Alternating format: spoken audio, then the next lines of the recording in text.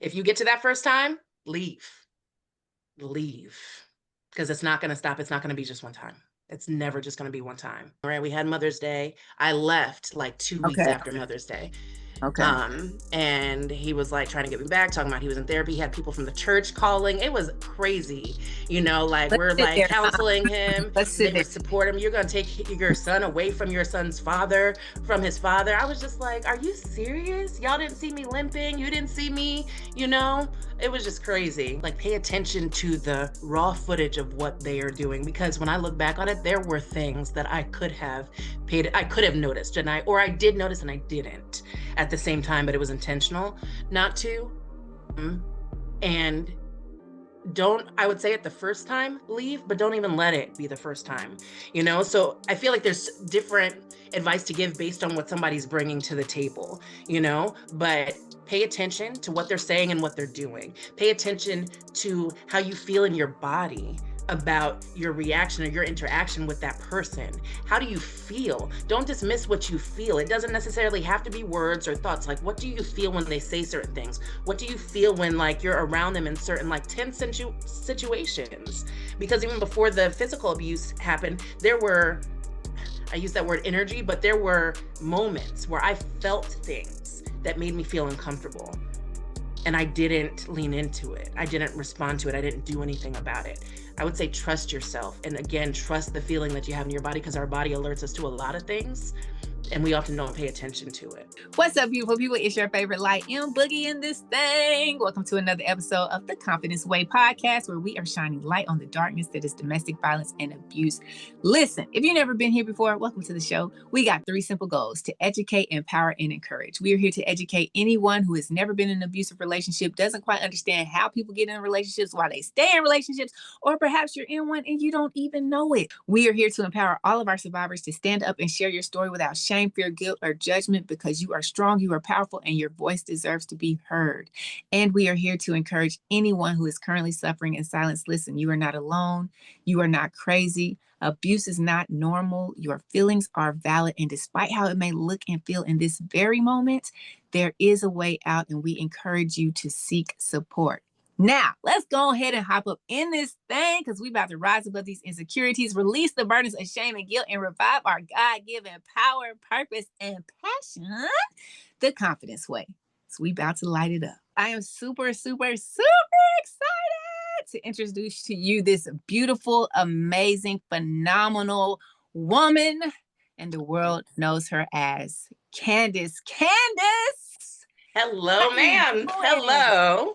Oh my goodness. It is such a privilege and honor to be here in this space with you today. Thank you for taking the time out and being open and transparent enough to share your story with us, so that we can help other people along this journey navigate and figure out how they can help others, or how they can get help themselves. Absolutely. I wish I had it. So thank you for doing this and creating this space for women. We needed it. I wish I had it when I was going through it. So hopefully it'll be helpful to others. It will. It's going to help so Mhm. many people. And I'm excited to see how all of these stories are going to really just, I don't know, just make a shift, shift some things in our world and in our society, and bring more enlightenment to protecting women, Yeah. making sure that we are seen and heard and valued and validated and respected and all those things. All of the things. So y'all know we gonna hop on in this thing. We know we ain't new to this. We true to this. So first off, Candace, let me just ask you, prior to that situation that you were in, had you ever experienced or seen or witnessed domestic violence or abuse in any shape, form, or fashion?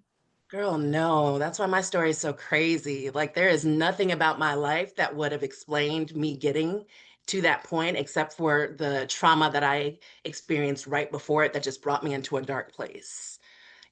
So um i I lost my father, I got divorced. It was just like back to back, lost my job, like all within a year, and so that led me into a really dark place. I went from, always doing the right thing, being the good girl, high achieving, had my master's degree, all of that stuff. And then when that happened, I started using substances to deal with with the pain that I didn't want to, like, acknowledge and whatnot. And I became estranged from my family, estranged from my friends and stuff, and ended up with someone who was charming and all that stuff at the beginning. And it just spiraled downhill from there. So while we're right here in this moment, because you mentioned the charming, and I've said this over and over and over again. That is like a key trigger word. I don't know if Disney set us up for this They Prince Charming. did. It's all their fault. I was watching Beauty and the Beast the other day with the kids, and I'm like, Gaston is terrible, I know he and is. the Beast is terrible. Right? Like, what is this? But anyways, we ain't here for that. We're here for this moment. But charming is it's not a trigger. It's not a red flag necessarily, but it is a be on alert. Mm-hmm. So how did y'all meet? Like, I know that you were in a mental space where you were dark and deep. What was it, or where was it, or how did y'all cross paths? And then how did that flourish into, wow, this guy seems kind of, We actually met out in like a bar nightclub type place. And that's where I was. I was by myself. Like I wasn't even with friends or anything. I was by myself. And yeah, we started talking and he made me laugh and I was sad and I felt rejected and I just felt lonely and yeah. Yeah, we met from there and then jumped right into a relationship. Like literally within less than a few months, I was pregnant. It was a lot, a lot. mm-hmm. And the abuse did not start immediately. It didn't start Okay. immediately at all. Mm-mm. So y'all met So, at the bar. He came in. mhm, Hey, I see you sitting over here by yourself. Can I buy you mhm, a drink? You looking cute, girl. Why the mhm. sad face? Yeah, Charms, laughs. Boy, I tell you, a good conversation and some giggles. right? Especially when you're just like sad and not giggling at all, You're like, oh yay. Oh my Yeah. gosh, why? Almost hook, line, and sinker. Why? Because it's hard to find good conversation if we're Yeah. being real. And Yeah. what I'm learning for the most part with most of the people that I've spoken with, the person has good conversation. Mhm. There are so many men out here in the world who it's like, did you go to school? Do you Yeah. understand, things? The And words that are coming out of my mouth, do you that type of stuff, you know? yes. And And especially so being like someone who is like, is an educated woman, like I pride myself in like I'm attracted to intellect. That's sexy to me. That's attractive to me. And yes, he was a physically attractive, but the conversation really stimulated my mind at that time. it'll do it. It'll do it. I think if I could go back and just think about every episode that we've had up until this point, Right. I would split it kind of halfway down the middle where you have some people who are so low that conversation isn't necessarily necessary, Yeah. but just feeling wanted by somebody because they came up in all kinds of mess. Their parents, neighborhood people, family members have done things to them. And it's like, wow, I think somebody actually just wants me for me. And that education point isn't there. Then on the other side, I've had so many conversations where that was the thing. It was charming, but he's intelligent. He knows how to have Yeah. a conversation. He has something about himself. He is educated. And that was like, that's with me too. It's like, wow, you're a good listener. You look very attentive to what I'm saying. You have so much Mhm. to talk about. You're so brilliant. You're so smart. Plus you look, nice body. And it's Mhm. just that thing, like it can really get you. And for Mhm. a woman who really, like you said, is just educated or just wants something better than everything that's out there. We want that small gap. If you can have a good conversation, you almost there. Like you're Yeah. you're further along than somebody that comes up and is like, "Hey, shawty," and just Yeah. So And it's interesting that you mentioned like how different women are attracted to different things, because even though he was like intelligent, he definitely had swag. He was not from the same background that I was from. He definitely my ex-husband was like vice president of our senior class. He was not. He didn't go to school and stuff. And but he was also artistic and I'm a poet. So like I was not shocked, but I was really interested in the dualism that he was presenting. Yes. you know, so that's crazy, right? Yeah, It's so girl. bananas. So you're at the bar, having a good Mhm. time, laughs and giggles, pulling you out of it, showing you a glimpse of light in this darkness that you are in. Yeah. And y'all start dating within a couple of months. Which, if we're Mhm. being honest though, sis, it's not far-fetched. Yeah. Especially if someone, especially the way that they present themselves as who they are, Mhm. you don't come across somebody who's educated, who's intelligent, who's charming, who seems to be respectful, who Mhm. respects you. Like, most of the time when a person is entering into an abusive situation, they don't know it's abusive because that person is so, I don't want to say charming again, but they're just so in tune with what, Mhm. for the sake of, we're just talking about women right now, what a woman really would want. Like, I want your Yeah. attention. I want your affection. I want to know that you're listening to me. Like, I want to be able to have a conversation with you, all of Yeah. these things. So they put on this facade. So I'm not going to say that you jumped into it like prematurely, maybe because of the I time did. frame, Yeah. the time Yeah. frame, since Yeah. you went from divorce, losing your father and job. I can get that part. Yeah. That's premature because you didn't give yourself time to heal. Not at all. But from a ideal situation, a couple Mhm. months necessary, like a couple of months of getting to know somebody isn't necessarily too short of time. It just depends on the circumstance. And your circumstance was just a really, really reaching for life. I feel like your soul Yeah. was reaching for life. And Yeah. so y'all get into a relationship and you get pregnant, but he wasn't, no verbal, no physical, no mental abuse or anything like that, even when you got pregnant. No, like I was like, he'd introduced me to his friends, his family. I was having issues with my family because of this connection, because they did not approve of him. And they also felt like I was going through stuff and I was not taking the time to deal with and think through what my next steps should be, you know? So I think also with him, me being estranged from my family or having issues with my family after having lost these, really crucial figures in my life at that point in time, it drew me even closer to him. So I saw the positives in him. Like he's a close knit family, like he's this really great guy. And I felt like I had, when my father passed away, it was kind of like I kind of used that as like that was the reason why I broke. But there were cracks through therapy and stuff. I realized there were cracks beforehand, even though I was like putting up the front that everything was okay. So he kind of fed those spaces in between the cracks for me at that time. Now, when you say that your family, there was something that they didn't like about them, did they verbally express to you what those things were that they could see that they felt like you couldn't? Yeah, yeah. They were just like they just thought that he was they didn't believe what I was all the things that I talked to you about were positive, they did not think it was he was representing himself authentically. They thought that he was pretending to get my attention. So I was just like, even though he doesn't have this degree and he doesn't have this, because my family is very that's like our thing.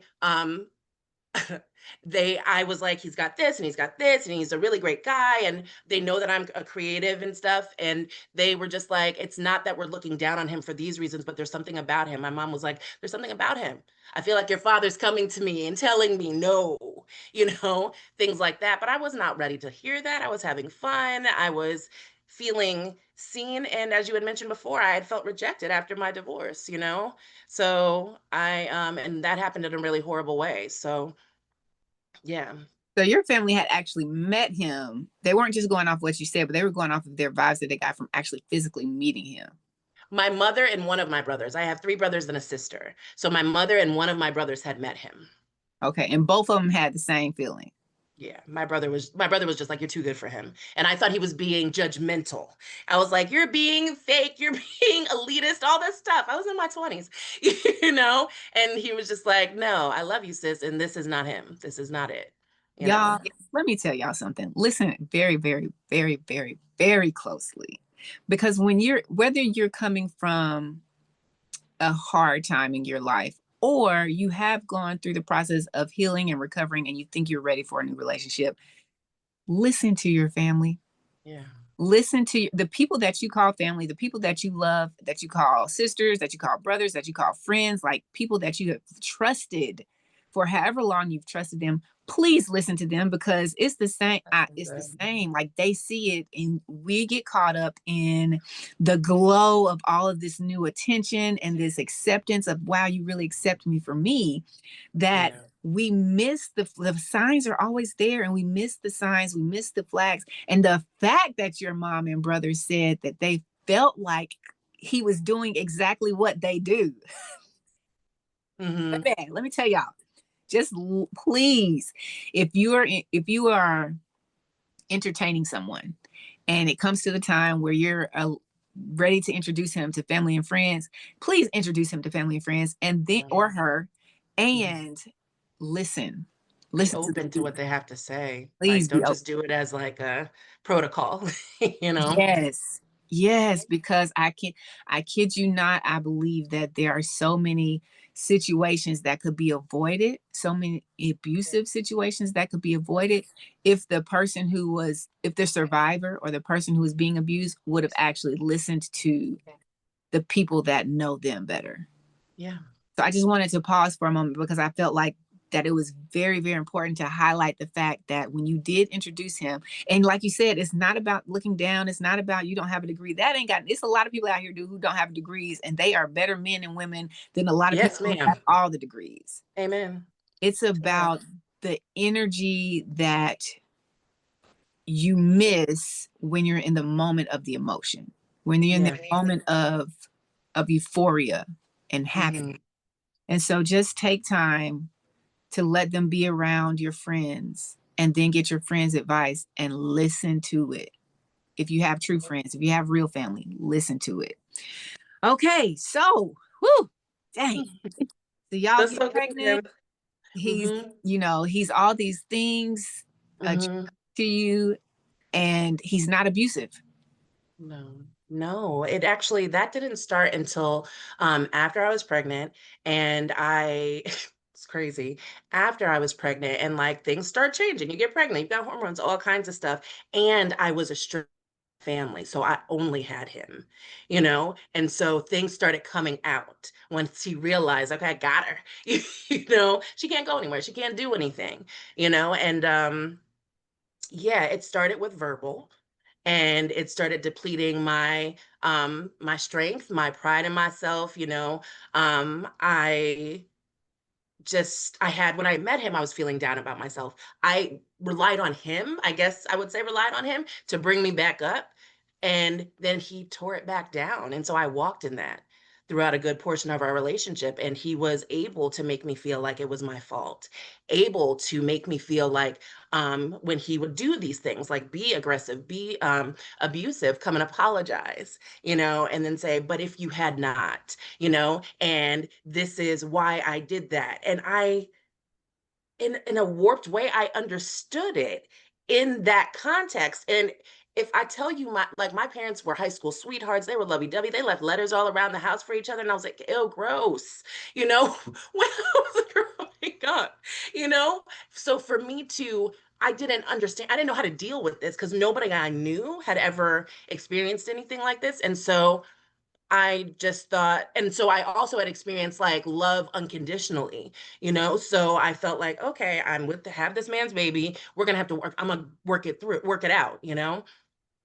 Yeah. So did the verbal abuse start while you were pregnant? Yeah. Yeah. Okay. Yeah. But nothing physical had even, like, you went full term, no physical stuff. It was just all breaking you down emotionally and mentally. When I was pregnant, he was abusive. He was Okay. abusive while I was pregnant. Yeah, not prior, no. Okay. Um, yeah. And I wanted to make sure that we had that very clear, Yeah. because when I was doing some research, I did find out that a lot of times a person doesn't become, well, I would say man, a man doesn't become or show the abuse until Mm-hmm. after the woman is pregnant. Mm-hmm. Yeah. And that was in my case too. You know, I got pregnant before we got married, Mm-hmm. and the abuse didn't start until after we found out I was pregnant. And so I don't know I don't know what it is. What psychological thing, I guess, perhaps if we were to hypothesize here, it could be, well, she's in a vulnerable state, her body's changing, she's transforming. I can take even more advantage of her now, Yeah. perhaps. And Yeah. then knowing that maybe they already know once somebody is at this point, they're less likely to leave Mhm. because you got my child. And Yeah. I already know the games I'm gonna play. I'm gonna guilt trip you and say these things. And it's when you said in a warped way you understood it, I think it is too, because we get in that place, and especially when you're pregnant with someone and you have their child, you're not trying to be, and you came from a loving background, and you want Yeah. love, and you want peace for the child and for you and the person. I think you convince yourself with your own conversations, like, I don't want to be the reason he misses out on this child or the child misses out. And it's like, we're, listen to me clearly, guys. You are never the reason, ladies, that somebody misses out. I'm in a group on Facebook, and one lady came and she's like, I finally reported, he got sent to jail, he's serving 5. So why do I feel so guilty? And Mm. the crazy thing is that I think because we have this kind heart and because we have this nurturing desire, we're not vindictive people. Abusers don't go after people who are rough and rigid and like combative. They go after Mhm. people who are sweet and innocent, who have this pure heart and pure, like, that draws them to you. Mhm. And so it's just that, you know, it's not your fault. Whoever, if you're in the process right now of thinking about calling the police or anything, and you're comfortable enough to do it, and you really believe that it's going to be the best option for you at this moment, it's not your fault what his sentence is. His actions are his fault for whatever sentence they give him. If it's Mm. large, whatever, they're his fault. And so I wanted to make sure we sat in this for a moment, because for anyone out there who's not pregnant and you're going through an abusive situation, this is the best time for you to get out. Because a lot of guys, even with conversations that I've had on the podcast, a lot of guys will try to get people pregnant on purpose because they know that that woman is going to feel obligated and loyal to stay for the sake of Yeah. keeping the family together. Exactly. And as you're saying, like, once I found out I was having a boy, it made it even more. I was like, oh my gosh, I can't raising a black man in America by myself. That was never my dream. That was never on the vision board, So I did not want to do that to my son. I did not. So Yes, you're right about that. I felt the exact same way, because I found out it was a boy, and I mean, his homeboy, that's, I call them homeboys. So Mhm. homeboy's father wasn't in his life. Mhm. And Same. I'm like, I don't want to be the reason you don't have the opportunity to be Mhm. your son's life, because you talk about it so much, about how much it's, bothered you and damaged you and all these other things. But Yeah. you don't want to raise a young black boy without his father, because it's the system, and it just is what it is in this country. But the Yeah. crazy thing is, I need to put this out there for whoever, black, white, Hispanic, whatever, whoever Mm. is having a child and you're contemplating whether or not you should leave or stay for the sake of the child, leave for the sake of the child. Leave for the Because sake of one of the the child. one of the many reasons why I stayed was I don't want to be a single mom, and here we are, a single mom. Mhm. You know Yeah. what I'm saying? Like, Yeah. it's going to have, you're either going to Mhm. continue to be abused, and you're going to Mhm. continue to expose your children to abuse so that they think that that's normal and they continue the cycle, or you're going to get out and be a single mom anyway. So you might as well just Yeah. cut the middleman out and go and skip that part for the sake of you and your child. And it's so important that you said all of that, because that was going to be like my next statement about he did not have his father in his life. And he talked about that all the time. And the thing that led me to leave him and to get clean and all of that stuff was that I did not want that for my son more than I didn't want him to not have his father. I didn't want him to grow up seeing that, seeing his mother get beat up. I didn't want him to think that that was normal. And I didn't want him to have that type of trauma. So I realized that I could eventually, because I had a lot of work to do to get to that point, with all of the trauma and all of the breakdown that had been gone to my psyche and my whole viewpoint on myself. But I knew that I would be able to do better for him than I would with him. That didn't mean that I didn't want somebody for him as a strong male in his life. I just knew that that was not the person that was going to help him live the best life possible, even though he was his biological father. And I just want to take a tangent really quick, but still stay on topic. So since you left, and his relationship with homeboy's relationship or lack thereof with his father, how has he been as far as being present in your kid's life? He's not. He's not. I have not spoken to him. The last time he called, my son was 8 months old. 8 months old. And that was, so there have been times where he has been restrained due to child support issues and whatnot, but there is no communication. There is no relationship. I have shared things with my son because I don't want it to seem like I'm not, that I'm the reason why they're not, they don't have a relationship, but there are things that he is going to have to sort through with that because he doesn't want to have to deal with anything related to him. He's like, I don't want to see pictures. I don't like, even though he has visually, he resembles him in some ways. He doesn't want to hear that when people say that. He's like, that's not my father. Like, I don't know him. So that there's pain in there, but he's excelling and doing well. And I feel like one of his coaches, he's in karate, has spoken to him about it, and he's like, I feel like his drive to succeed is, to like prove to his father like, I didn't need you, or I don't need you. And I'm like, okay, I'm glad that he has that drive, but I don't want it to be because of him. I don't want it to come be a source. It comes from anger. It's because you're amazing, baby, and you can do it, and you don't need to do it because of him. So yeah. Woo! I am not ready for those conversations. You hear me? Yeah. Come on, Lord. I had to ask the question because, again, listen, guys, audience, ladies, we love y'all. We are having this conversation for educational purposes. And I'm going to stop in between anyways. So I had to ask that question because your answer is exactly what I figured. There are a lot of men in life who had absent fathers, who are angry at their fathers, who talk about how they were never there for them. They talk about how when I have kids, I'm going to be this, that. I'm not going to be like them. And the people who are, in my experience, and you just confirmed in your experience, someone who's abusive, who didn't have their father, still probably is not going to be there for their child. Yeah.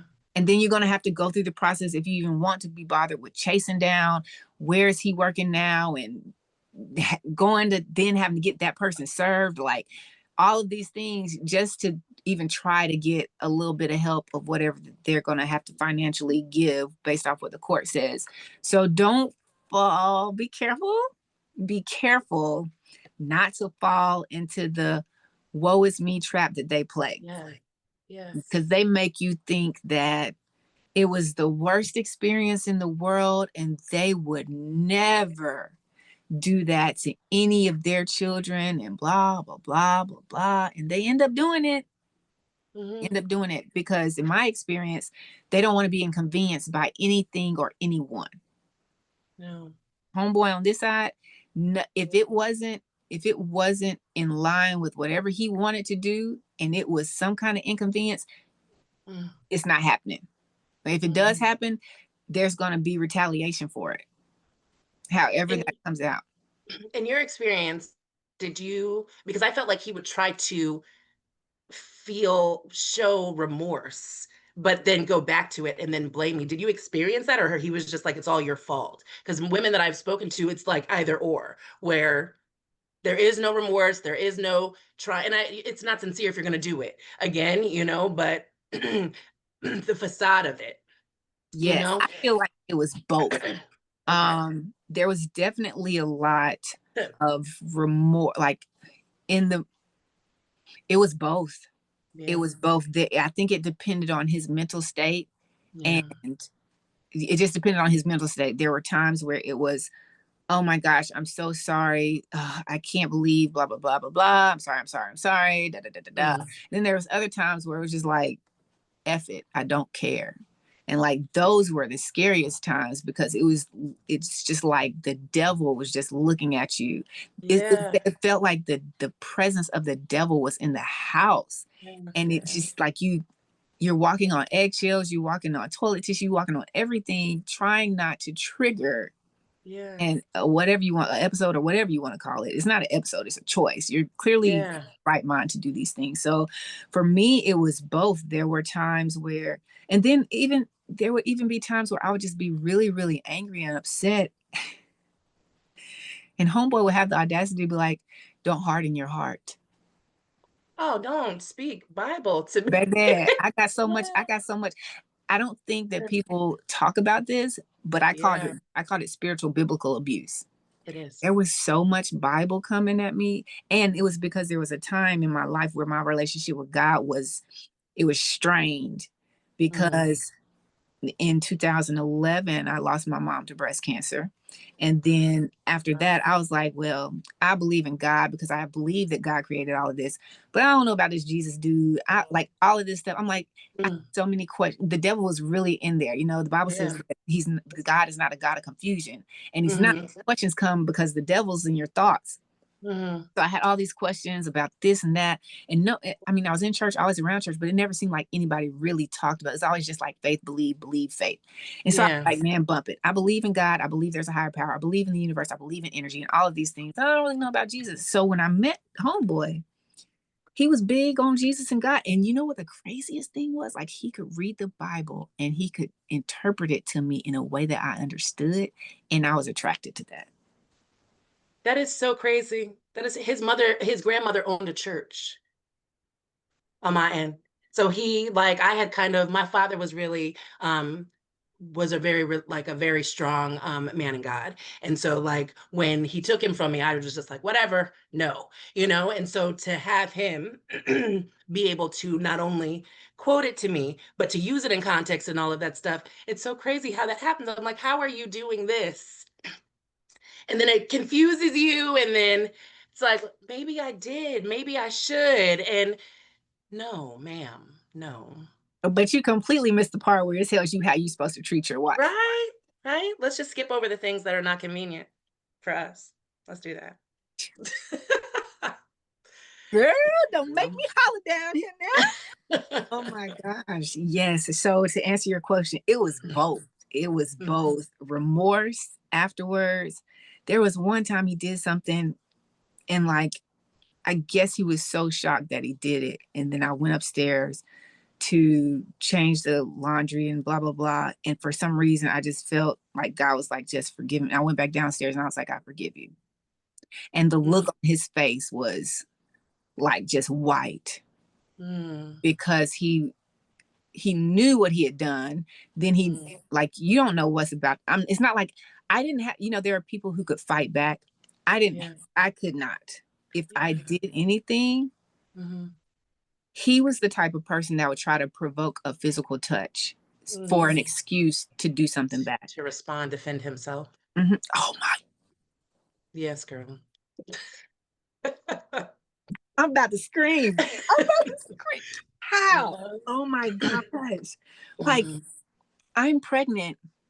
I'm just trying to get out the room and you're saying you're defending you feel threatened when you're mhm, the person standing in the doorway keeping me in a room that I don't want to be in. Girl, don't mhm. make me child. Girl, I'm telling you. It's all of that mental warfare, and especially if like I don't know if you were in a dark place when you met this person, but like I had a lot Yeah. of stuff that was like, I was struggling with. And yes, that whole defending myself. And I'm like, did I act like irrationally? Did I seem like I was angry?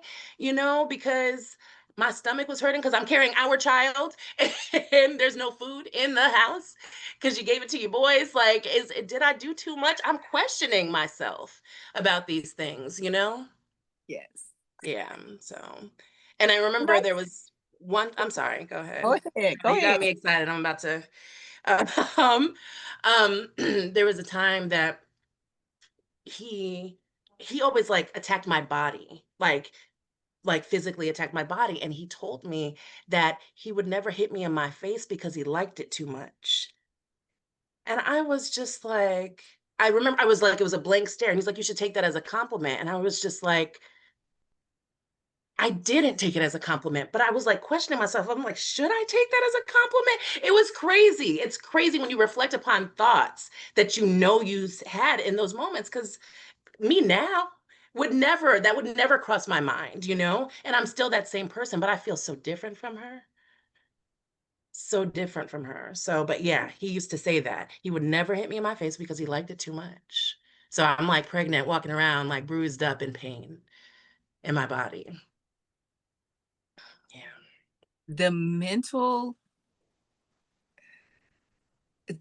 circus, and That's it's what you like said. a game to them Yeah. that they play, and they know and it's like, how do you even learn how to do this? I Mhm. don't get it. And I've said this and I say it every episode probably. They're literally the same person in a different setting with a different outfit I and a wonder if different. there's a club that they meet weekly and Gotta be a talk club. about how to go about doing it. Gotta be, because like the way that they make, I mean, and I can take full accountability on my part. The insecurities and self, they prey on that.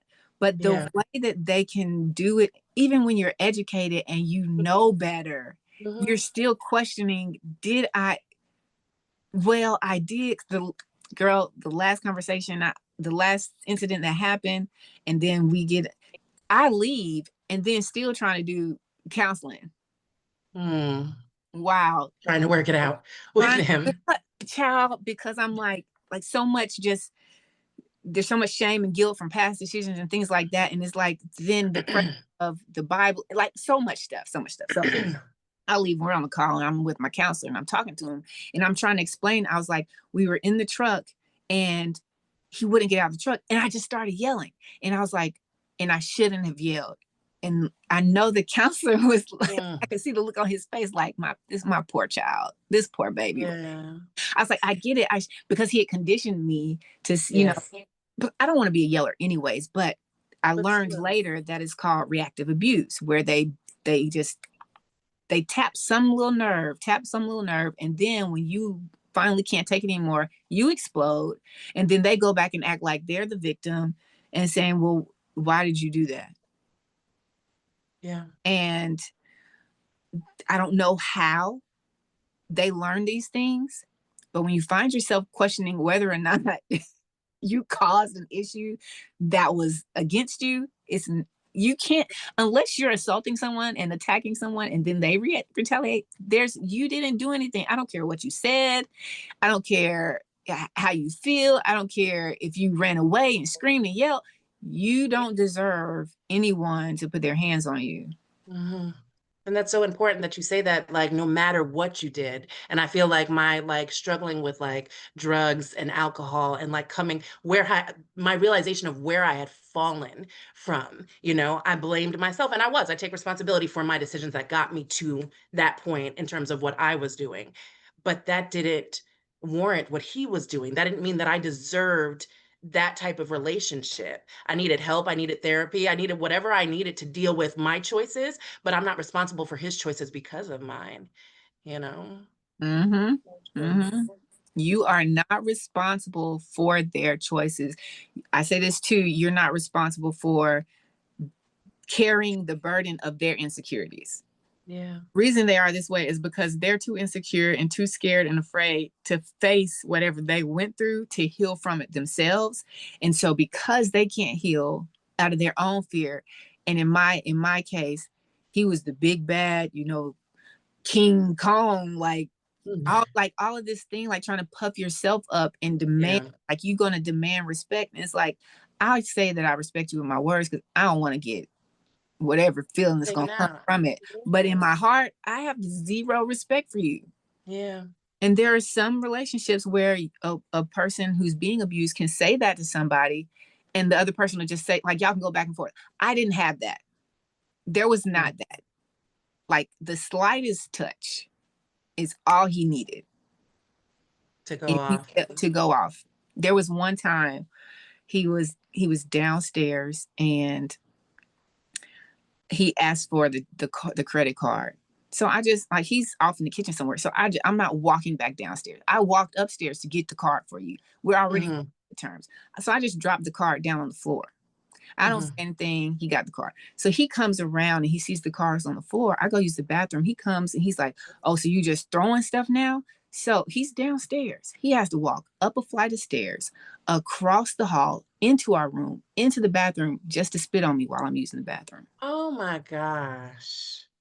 Girl. And then take the card and go do whatever he wanted to do for the day. So when I say the level of petty that I dealt with, like people don't understand, and I try to explain it without like bombarding them with everything, but the level of petty, there was nothing that I could do, even if it wasn't like that was indirect aggression. That's passive aggressive right there. I dropped the card. That's direct. Oh, you're talking about you. For me, yeah. Okay, like yeah, I'm not bringing it back downstairs to you. I already did something that I didn't want to do. So it doesn't matter how passive aggressive it was. Whatever I did, he would make sure he could do something that would be worse than what I did. So I didn't have the fight back mentality. Like in my mind I did, but I was like, I already know he's gonna make sure it's worse than whatever I could possibly do. So did you think it in that moment when you threw it downstairs? Did you think there was going to be some recourse, that retaliation? I knew it would upset him, because to him it was disrespectful, and he doesn't stand for disrespect. So I knew, but I didn't care. I just didn't think. Yeah. I'm thinking he's going to be upset. He's going to get the car and go off and be gone all day, which he would do all the time. But I didn't think he would take the time to come upstairs. You know what I'm saying? Like I knew he would be upset. I just didn't know. I wasn't thinking that it would warrant a physical altercation. Well, it ain't physical, but I didn't think it would cause him to come find me, because I thought he was ready to go. Yeah. I thought the I'm ready to go is bigger and more pertinent than the let me go find something to do to you.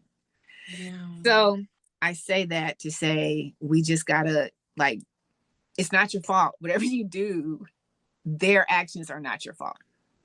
Yeah. They're making because in my mind, when he did that, I'm sitting here and I'm like, this man literally, I don't know how many steps it takes to get up the steps and then down the, like, you're thinking about this the whole way. So you recognized in those moments, like, even though you didn't necessarily say it, that this is on him, this is not on me. You recognized, okay.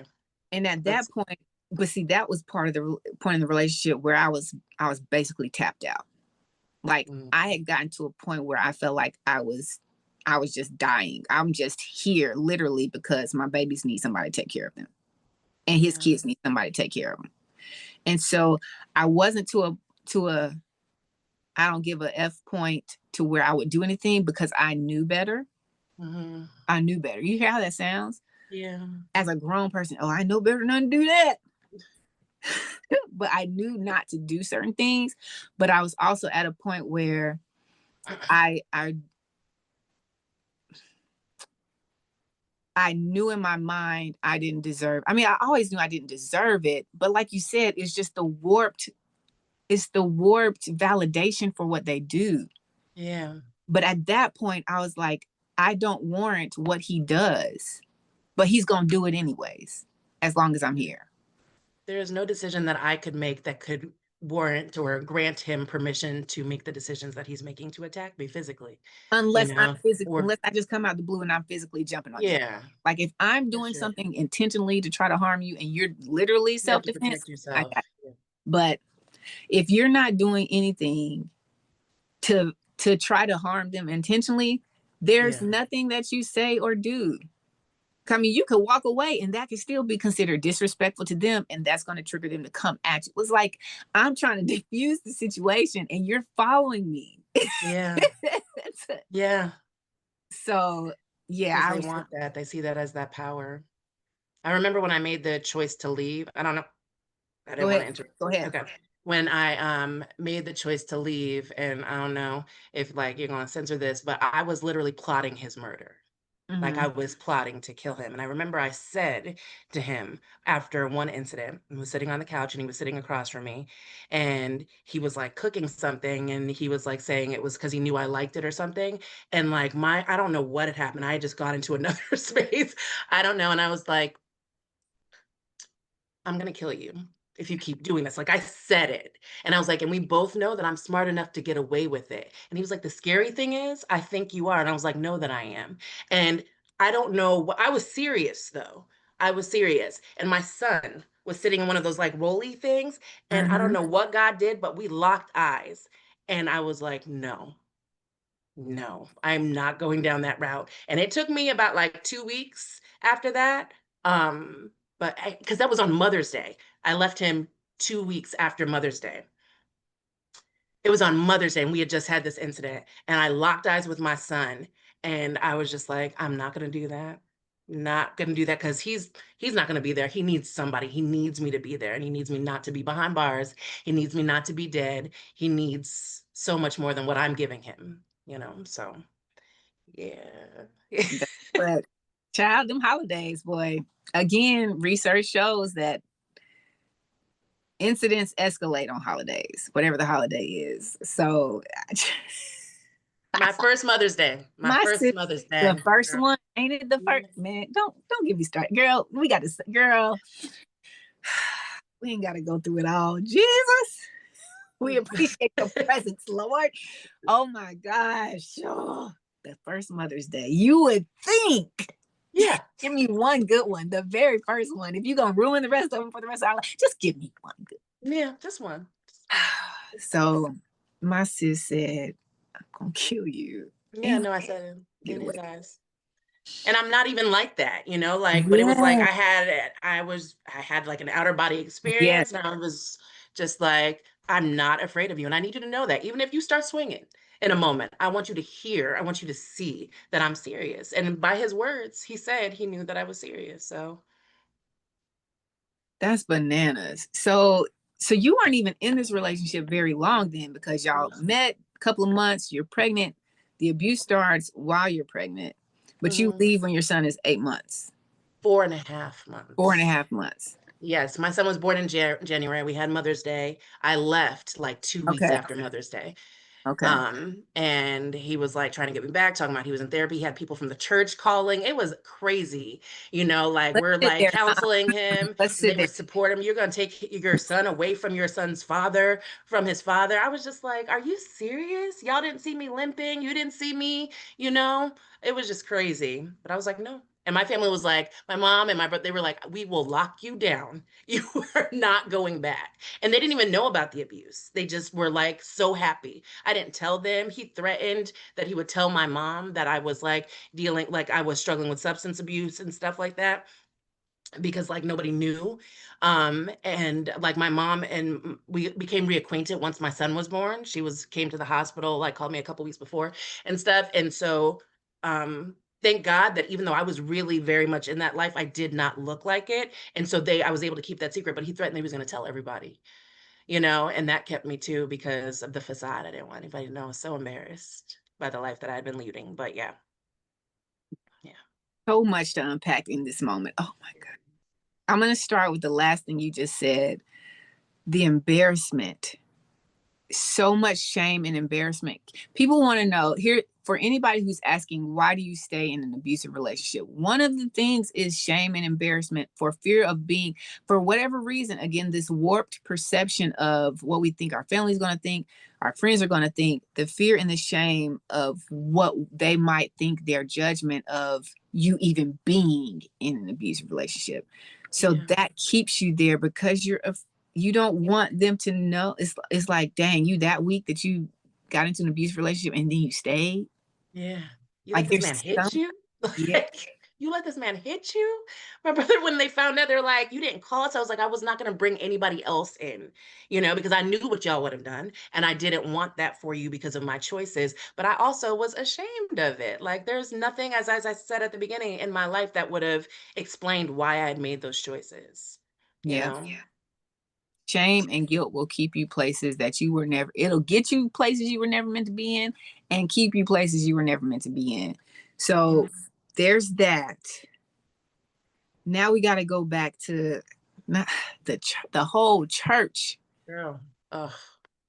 When I tell you, they will say, once you leave, the best option, if possible, is to go no contact.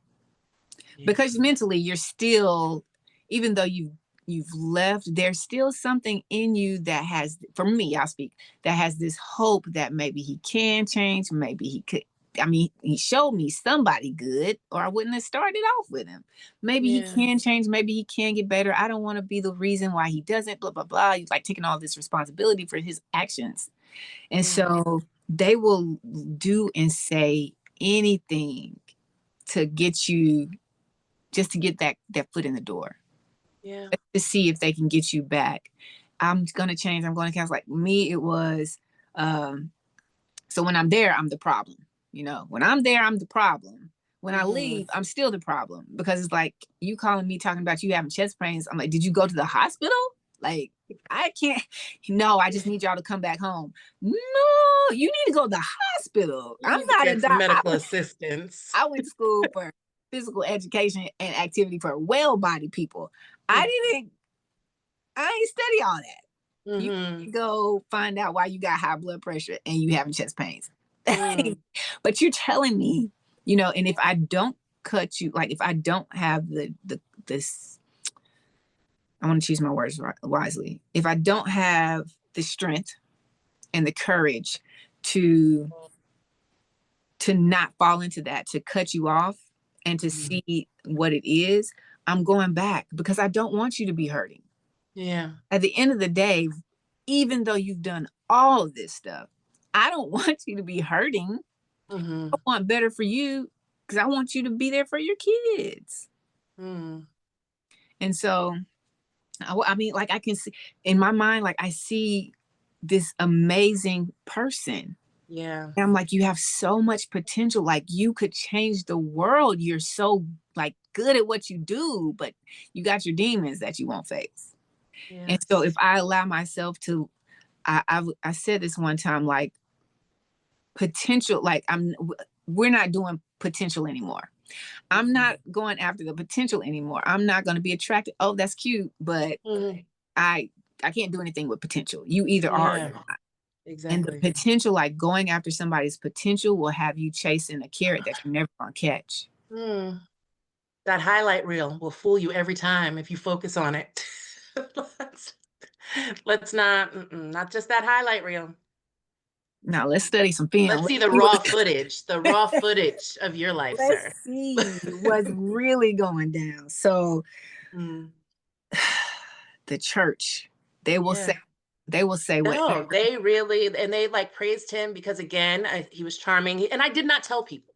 I did not like admit it and stuff. So I felt like people should have noticed certain things, but he, again, it was never, it was like on my body, you know? And so maybe they didn't notice it, but even after they found out, it was just like, I'm so surprised. I never would have thought. And it would be like, you know, he's so handsome. He's so, because we were in the church, we were doing things, we're both creative. So like, you know, doing different things for the church, and they would just focus on, but he does this. So basically questioning whether I'm telling the truth or why I can't get over it, you know, and just focus on or help him develop these good qualities. I'm like, that's Jesus's job. That is not. That's not what I signed up for at all. I don't got a degree in that. I got degrees, but it ain't in that. Oh my. And you know, what's crazy about it is they're doing the same thing that you did that got you there. Like you looking at the highlight reel, like, I just don't believe that you're that type of person. And that's why I want to say it's very imperative that you bring these people around the people who know you. Like the people at church know you, but they know you at church. They don't know you. And for some reason, God has made it to where the people who know you can see when something ain't right with somebody who's pursuing you. Because everybody else, they have enough energy to put on that mask when they're in public, to do whatever they need to do for as long as they need to do it, and then take it back off when it's time to go. It's give you sometimes, as soon as you get in the car, the mask coming right back off. And so that's why that's why it's not crazy of a thought to think that the church would be like, really? Because I mean, I'm telling you, listen, he was active in the church for a minute, but then all kinds of excuses. And I'm like, you can't lead yourself. You can't lead this family. But anyway, he was active in church. And I know for a fact, like anytime he was out serving, it was just this, that's a great guy. Yeah. Like people would be like, wow, I'm so happy that you have such a great guy. And I'm just sitting here smiling dead in the eyes, just like, he ain't what you think he is. He's absolutely, thank you. He's not what you think he is. He really sucks, actually, on so many levels, but thanks. I'm glad I mean, would you like him? Would you like him? He is. Please feel free. Take him off of my hands. That would be nice. Oh, and that all jokes aside, that brings back another layer of guilt. Yeah. Because you're trying to make a decision that's in the best interest of your sanity and your health in your life and your child's sanity and your health in your life. And then you have people who outside who don't know nothing about what's going on.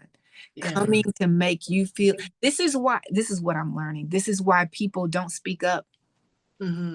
Because when I have the courage to speak up to a place that's not open to receive what I have to say through my experiences, all I'm going to receive is judgment and guilt and shame. And then it's like, well, I got to shrink back down and either go back and take it or leave and now be blacklisted from wherever we were.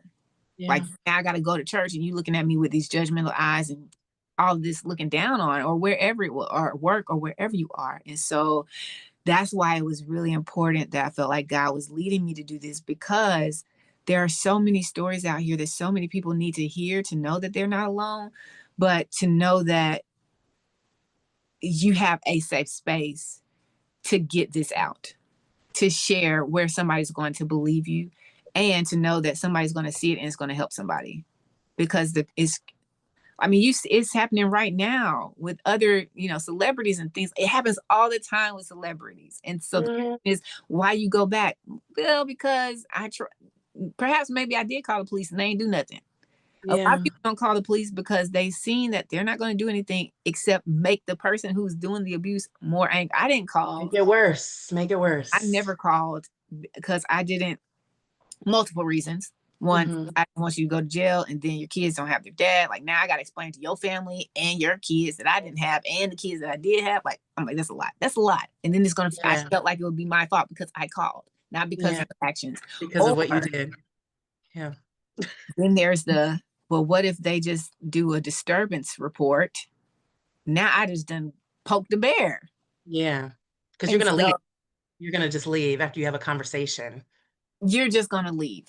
Me with him and him with me. Yeah. I'll settle down. Like, because I've had people say that happened. And they did call.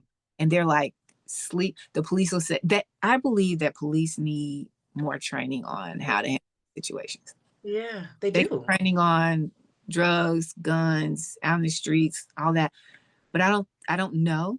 But I don't think they get enough training on this, because in no life should I call you and you show up and say, well, would you like to go to a hotel for a night?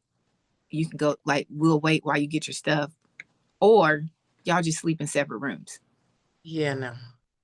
I just told you that I was physically assaulted by someone, drunk or sober. But because we're cohabitating or because we are married, your advice is to let it settle down for the night and see how things happen in the morning. Because I think in their mind, it's like, well, you're going to stay anyways. But that's not your call to make. Maybe the person does stay. Maybe the person does go back. But in this moment, I had the courage and the strength to call you. And you walk away seeing the fear in my face, knowing that he's like, there was one person that's like, he's back there in the room and you want me to sleep on the couch. After I called you, and he was already pissed before I called you. He's clearly already pissed before I called you, or I wouldn't have called you. And that whole thing about knowing you're going to stay, but you're not letting people feel like it's safer if I'd leave. Like, I don't have the opportunity to leave. Tell me to go to a hotel, you'll watch my stuff. Tell me to sleep in another room. Like, that's not going to be helpful, you know? And I think it's so important what you were doing, because I know that for myself, I would have never thought I would have ended up in that position, because I had an idea. of what that looked like, or what that person was bringing, what the woman, not blaming the woman, but it's just like, she wasn't me. She would never be me, and I feel like a lot of people don't share their stories because of that, and the reason why, like, I feel it's important to do things like this and to share my story is there are women that are like me and not like me that are going through this, and we need to come together and recognize that we are having this shared experience, and we may have gotten there differently or the same, but we are having the shared experience, and it is going with us even after we leave, you know? And that talking frees us from living in the silence of it. And like I did, like, talking to, like, I when you were talking about not going back or going back, I did for a minute, and it was because I couldn't really talk to my family about it because they were just like, well, you should never have been, you should have never gone there, and not justifying it, but it was like they were mad at me that I had done it, not said anything, and I was just like, I'm broken. I don't need, this is not helpful, and then the church saying like, well, that man loves you, like all of that stuff, and your baby, and it's just, you're torn in so many different ways, and you already have this warped thing going on in your head. And to have that shared experience talking to somebody that's been through it, like this conversation is another layer of freeing, another level of freeing from that. So It is. It thank you is for what you definitely healing. And like you said, just I was that person. I can remember in the fitness center, I was training some people and come up on the news when the football players had knocked his girlfriend out. She went back and talking in the public about how he's going through anger management. Yeah, okay. Before I even finish this statement, anger management classes are a joke. did. Yeah, girl. For anyone who is in an abusive relationship, for anyone who is judging over an abusive case, for anyone who is a certificate saying that I can pass, like, listen to some stuff and click next on a computer does not solve a thing. It doesn't mean that I can manage my anger because I haven't had, it's not therapy. Mm-hmm. It's literally a course that I don't have to pay for, I don't think, or maybe I did have to pay a couple $100s, but it doesn't heal. It doesn't address the issue as to why I am unable to manage my anger. It's just giving me advice that I already know I should be doing. So That, what yes, would you do? It's really easy to answer what would you do versus yes, what you actually do in the moment. you're You doing it wrong. know? So those courses are like, what would you do in this situation? What would be the best reaction here?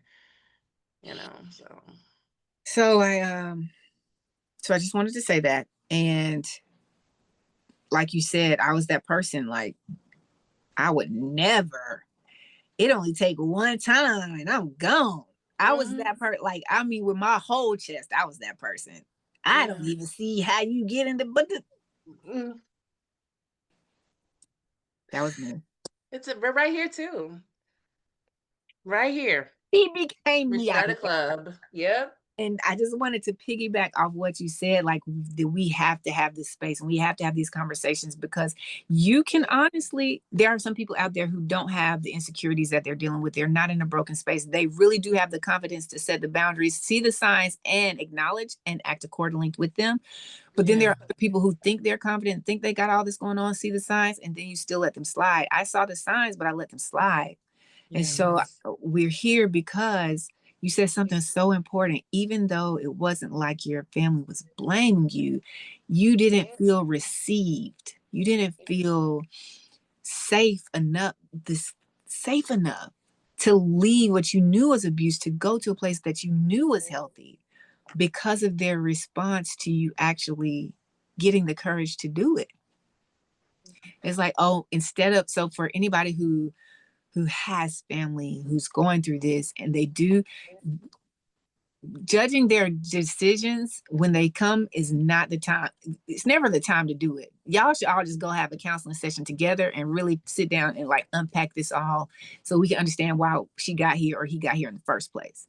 Yeah. But if somebody has, I don't think people understand how much courage it takes to actually walk away because there's Mhm. so much fear that has been ingrained in you. Like, I know where you live, I know where you stay, I know where you're going if you do leave.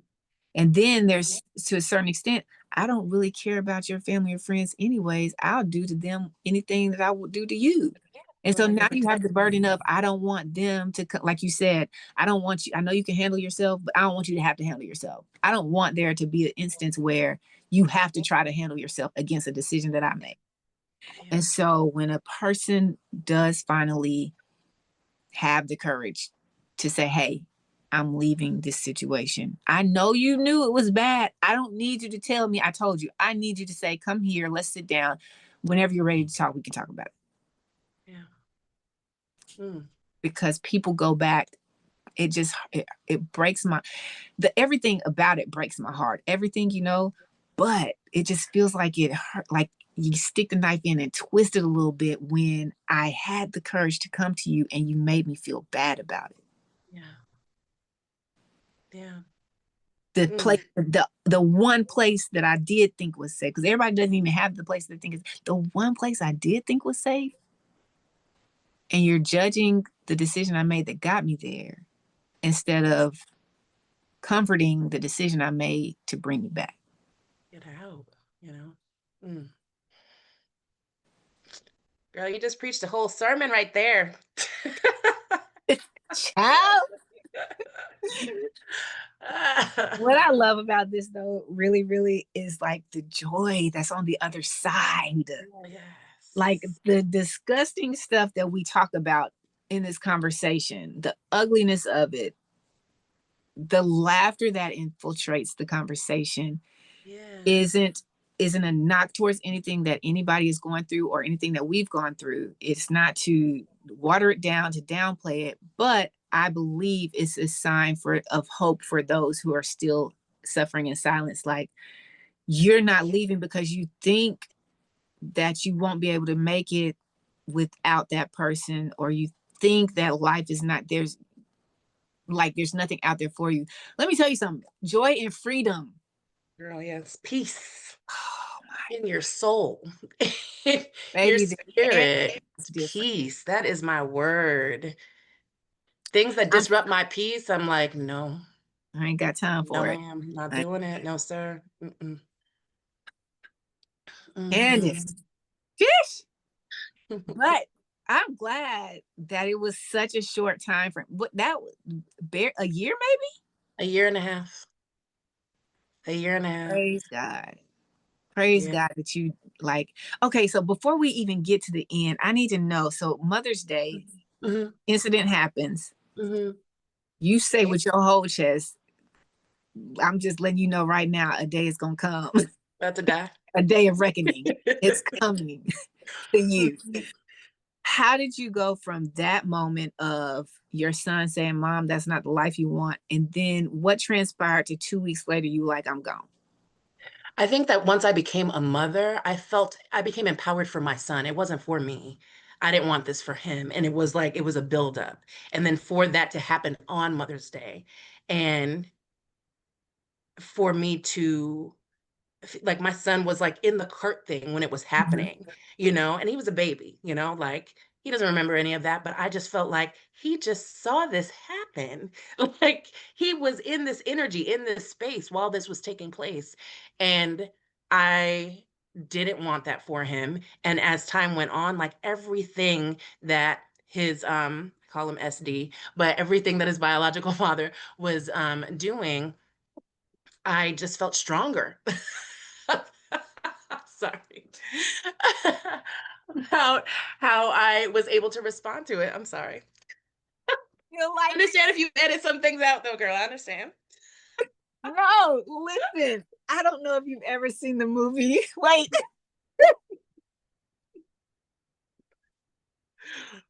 I don't know if you've ever seen the movie Zootopia. So it's a cartoon. Yes. You felt like the sloth. When they go to the DMV and it was delayed because it sunk deep down in my brain cells. I was like, okay, I'm gonna just go ahead for y'all. Delayed reaction. I got you. SD stands for sperm donor. We just It gonna put does, that just in out case there. no one knew, that's what it yeah, There's that's the somebody who definition did in the somebody dictionary. didn't catch that. They didn't catch Mhm. that pop Look fly. it up on So Google, that's what it means. oh, my whole heart just the joy that just exploded. Okay, get it together, M. Get it together. Okay, I'm sorry. No, You were saying. you're good. You're good. No, I just, yeah, it just, and again, my relationship was, I was back in contact with my family because remember when the bulk of this was happening, I was isolated. I only had him. I only had his people. I only had our mutual friends, you know? So I just, daily tasks of taking care of my son, feeling empowered.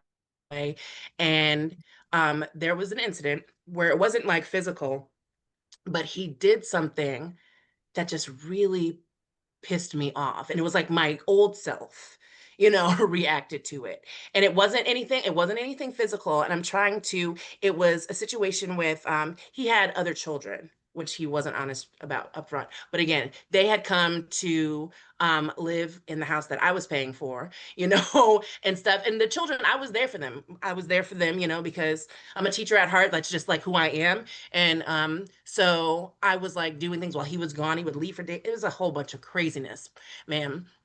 And he had a situation with a friend that oh, him we were at the house and he left for a couple of days. And I'm there with his children, with my baby. Like it was crazy. I was just like, we don't have like he would take the money and it was just a hot mess. And I was like, I'm not doing this. I'm just not doing this. And I literally packed up all his kid stuff and was like, I'm taking you to your grandma's house. Cause I was like, I'm not like I had taken all this burden on and I was just like, I can't hold this weight and be the best that I can for myself and for my son. And yeah, it was just that leaving that last straw. It wasn't something new, but it was just my reaction to the situation was just like, I am not doing this anymore. And again, my son gave me strength. He gave me power to just step up and be like, no, I deserve better. But honestly, it wasn't for me. It was like, he deserves better. So Right. So did you leave while he was going, like while he was gone on that 4-day hiatus, or was it after he came back? it was when he came back. It was when I called my mom and cause like I called my mom and told her I was leaving and she was about to go and like play pick no, she was about to go do Zumba with her friends. And I was just like, you can wait until after your class. And she was like, no, no, I've been waiting for this day. No, no, no, I'm coming now. Right.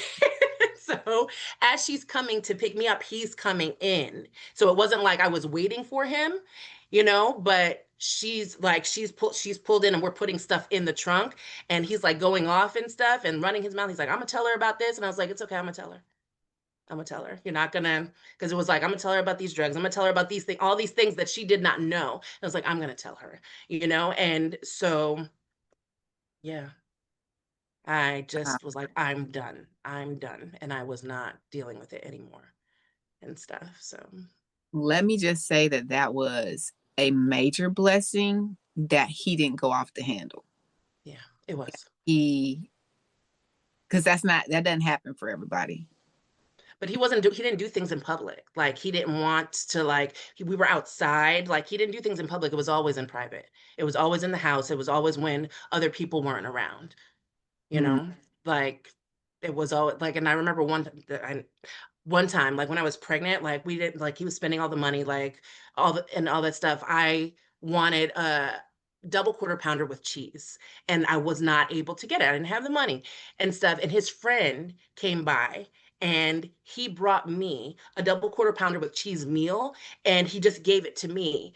And he basically got into a fight with a friend because he didn't bring anything for her. And he's like, she's for him. And he was like, she's pregnant, man. Like his friend was telling him about himself, but he was mad and he got into a fight with his friend. That's the only time that I've seen it go beyond the two of us. But he got mad at him that he brought food for me because it was something that I wanted and didn't bring it for him.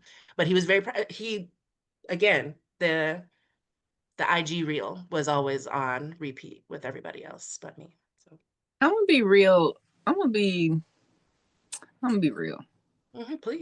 honestly think, because homeboy over here didn't have friends. Mm-hmm. So there wasn't anyone that he could really just do stuff with. Mm-hmm. But for the people who do have friends, it's hard for me to, with my whole heart, believe you don't know this side of that person at all. Like if you're really a friend, Mm-hmm. if you're drinking buddies and your friend's an alcoholic and he's a belligerent alcoholic, you gonna know it. You just don't say anything. Like you just don't tell him to stop drinking. You're there and you Yeah. see that he doesn't need to drink. You know he doesn't need to drink, but you just kind of there with it. I feel like, They knew. and I could be wrong, but I feel like a friend knows if you have somebody that you call a friend, they know if you're abusive or not. Mm-hmm. I And believe you. so that just another layer of hurt and disgust to be another man and to be somebody who could potentially hold somebody accountable, at least say something, Mm-hmm. because you're another male. I don't like to call all of them men. Some of them are just male. So you're another male. You have the same stuff he has. Mm-hmm. Same ego, same pride, same equipment, same whatever. Because Mm-hmm. y'all are friends for a reason. Say something, like at least say something.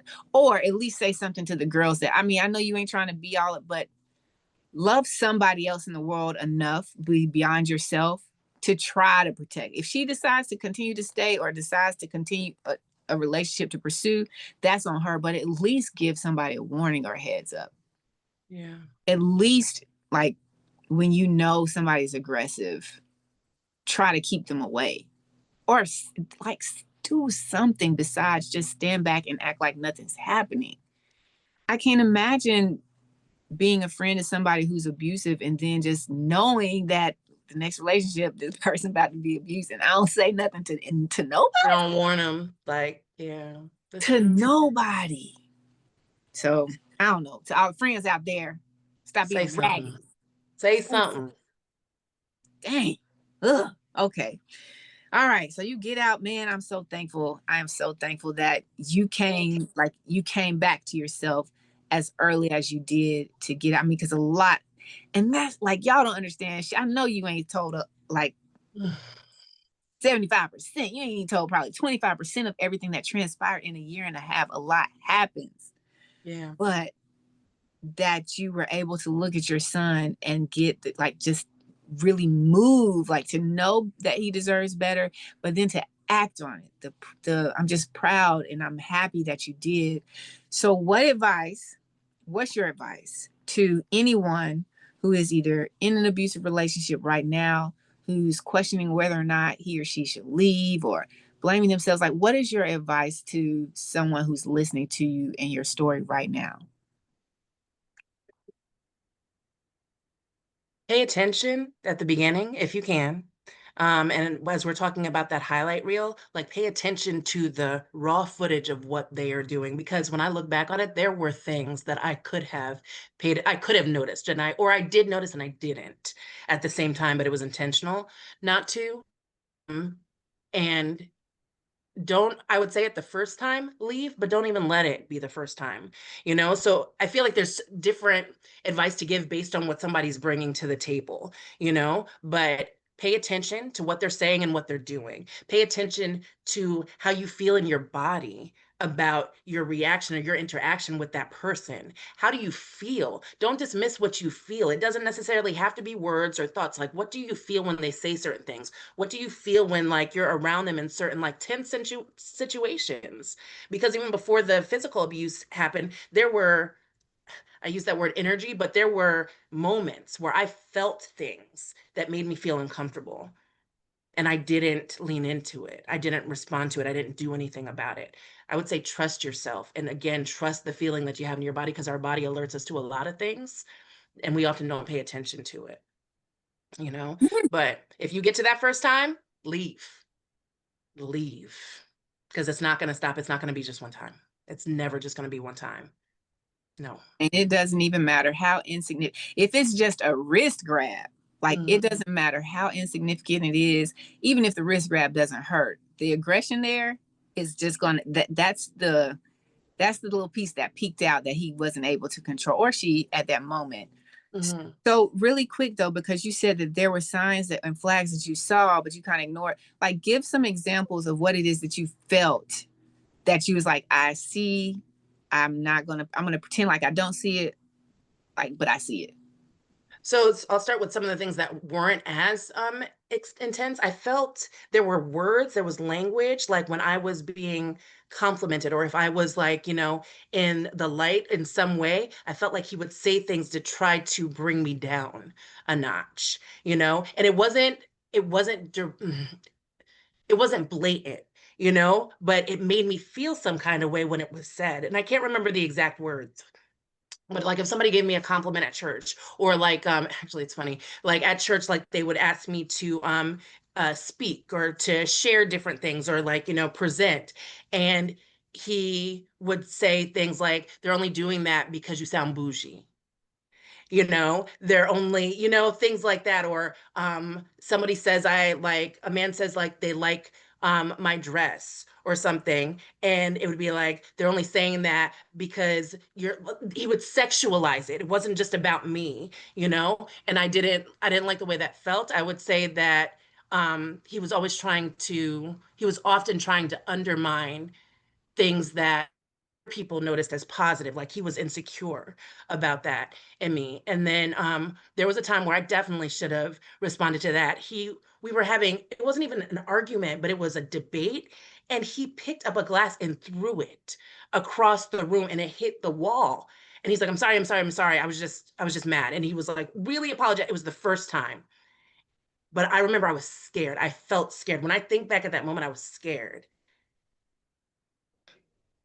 And I kept going, and it only got progressively worse. But yeah, trusting my body, because I think about the feelings of those things, and I was just like, oh, it was just he wishes that they would have asked him, or he didn't like another man like making a compliment to me. But you don't have to frame it in such a way that's degrading to who I am. So Right. Right. And demeaning and like you said, making you feel less than, or trying to take back like the light, the shine. Like, dang, can I just feel good? yeah. What Can we just let that sit? Like, people compliment you, and I'm like, yeah, good. yeah, what this jealousy? What we doing? Good gracious. I think that's so real. And then also when those moments happen, what I've learned now is like, I didn't ask enough questions, because you Yeah. just want to kind of like, you want to pretend like it didn't happen, because you're in all the good feels, like, but there's so much good about him. Mm-hmm. Ask the questions. Okay, so you were angry. Do you really think you should have? And because if you ask a question when they're uncomfortable, it's going to be less likely that they can hide the truth, like the true Mm. emotion, the true feeling behind it. And so all you got to do is keep asking the questions, and you're going to like eventually see, before you have to get to that point, you're going to see how he responds to the question, or she. They're going to Mm-hmm. be uncomfortable. They're going to try to deflect, and then they're going to get aggressive. And then you're gonna feel that. And if I had, like, And as what you're saying, I would have felt it longer, where I wouldn't be able to dismiss it if I right, didn't just move on. right. Good advice. Listen to your body. Like, it's alerting you beyond the senses of the it alerts you beyond the outside senses. It's what you really need to be listening to and watching to. So, girl, yeah, that's that advice right there. Ooh, child. Lord. Candace, Yeah, you're doing it, ma'am. You are man, creating this. Thank you. Thank you. I it so wish I had this. I so wish I had this. I'm like hearing other people's stories and not just thinking it's just you. I was stupid. How did I let myself get here? Hearing that you are not the only one. and you're not stupid. Like, Yeah. you may here's the thing, everybody in life makes bad decisions. Some of our bad decisions are just tragic, you know, Yeah. but everybody makes bad decisions. It doesn't make you stupid. Yeah. Staying doesn't make you stupid either, if you understand why you stayed, because your brain has, like, their conditioning is a whole process. From the first time that they meet you, they start conditioning you, and they're love bombing, whatever you want to call it. They're putting all of this stuff on thick, and you're like, there's no way that Mr. Hyde is really Mr. Hyde. Like, Dr. Jekyll was right here, you know? Yeah. And so it's not that you're stupid for getting in it. It's not that you're stupid for staying in it. What happens is you don't even realize the manipulation that was at play from the very first time you said hello. Yeah.